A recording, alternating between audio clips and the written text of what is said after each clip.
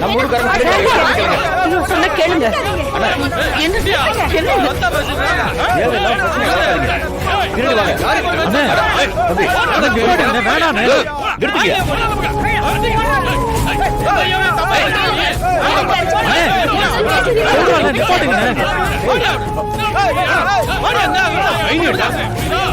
இப்படியே இருந்தா இது ஊர் கலவரம் ஆயிடுமே.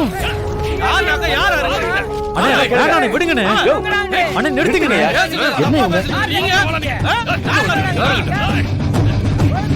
கரிகாலா, இப்ப என்ன செய்யறது? சண்டை நடக்கணும்னு தான் வேணும்னே அப்படியெல்லாம் பேசினாங்க சித்தப்பா.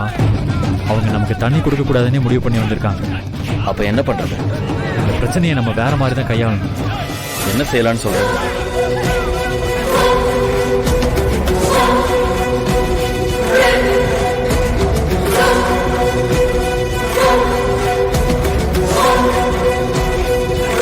சரி, நீ சொல்ற மாதிரியே பண்ணிடு. ஏ முருகேசா, இங்க வா.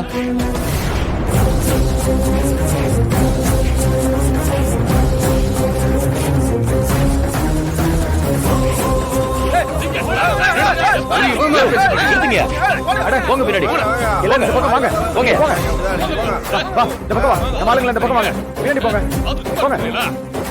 இப்ப என்னப்பா, நீங்க தண்ணி தர மாட்டீங்க அவ்வளவுதானே? எவ்வளவு நேரமும் அதுதான் சொல்லிட்டு இருக்கோம். அத சொன்னதுக்கு தான் உங்க ஊர்க்காரங்க சண்டைக்கு வராங்க. உங்க ஊரை பத்தி எல்லாம் எங்களுக்கு எந்த கவலையும் இல்லை. சரி, நீங்க எங்களுக்கு ஒரு சொட்டு தண்ணி கூட கொடுக்க வேண்டாம், போதுமா? என்னடா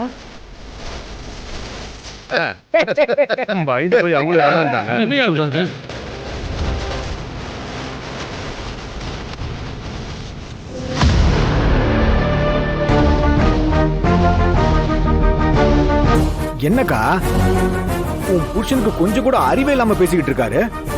அதாண்டா எனக்கும் ஒண்ணும் புரியல. என்னாச்சு இவருக்கு?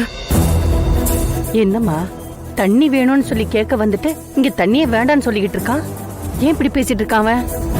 தெரியல அத்தை, அவசரப்படாதீங்க. குணசேகரன் தம்பி ஏதோ காரணமா தான் இப்படி சொல்றாருன்னு நினைக்கிறேன்.